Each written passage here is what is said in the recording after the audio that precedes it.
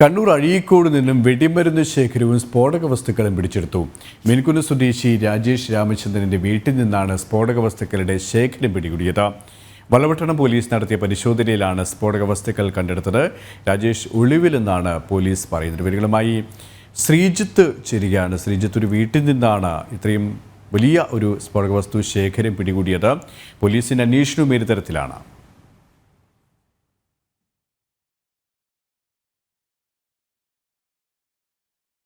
കണ്ണൂർ അഴീക്കോട് നിന്നുമാണ് വെടിമരുന്ന് ശേഖരവും സ്ഫോടക വസ്തുക്കളും പിടിച്ചെടുത്തത്.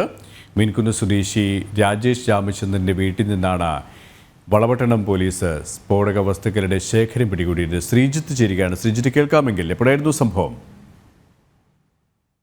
ഇന്നലെ ഉച്ചയോടെയായിരുന്നു കണ്ണൂർ അഴീക്കോട് നിന്നും വെടിമരുന്ന് ശേഖരവും സ്ഫോടന വസ്തുക്കളും പിടിച്ചെടുത്തത്. മീൻകുന്ന് സ്വദേശി രാജേഷ് രാമചന്ദ്രന്റെ വീട്ടിൽ നിന്നാണ് ഇത്തരത്തിൽ സ്ഫോടക വസ്തുക്കളുടെ വലിയ ശേഖരം പിടികൂടിയത്. പോലീസിന് ഇന്നലെ കിട്ടിയ രഹസ്യ വിവരത്തിന്റെ അടിസ്ഥാനത്തിലായിരുന്നു ഈ വീട്ടിലേക്ക് പരിശോധന നടത്തിയത്. ഇതിന് പിന്നാലെയായിരുന്നു ഇത്തരത്തിൽ വീട്ടിനുള്ളിൽ ബാരലിൽ സൂക്ഷിച്ച സ്ഫോടക മിശ്രിതവും അതോടൊപ്പം തന്നെ സൾഫർ പൗഡർ, നൈട്രേറ്റ് തുടങ്ങിയ സ്ഫോടക വസ്തുക്കൾ പിടിച്ചെടുത്തത്. എന്തായാലും ഈ രാജേഷിനെതിരെ വളപട്ടണം പോലീസ് കേസെടുത്തിട്ടുണ്ട്. അതോടൊപ്പം തന്നെ കൂടുതൽ അന്വേഷണവും ആരംഭിച്ചു. അതേസമയം രാജേഷ് ഒളിവിലാണെന്നാണ് പോലീസ് പറയുന്നത്. അതോടൊപ്പം തന്നെ ഇന്നലെയെല്ലാം ഈ കണ്ണൂരിന്റെ ഈ വിവിധ പ്രദേശങ്ങളിൽ ഉണ്ടായ സ്ഫോടനത്തിൽ ഒരാൾ കൊല്ലപ്പെടുകയും ചെയ്തിട്ടുണ്ട്. അതിനാൽ തന്നെ പോലീസ് വളരെ ജാഗ്രതയോടെയാണ് ഈ കേസുമായി ബന്ധപ്പെട്ട അന്വേഷണം മുന്നോട്ട് കൊണ്ടുപോകുന്നത്.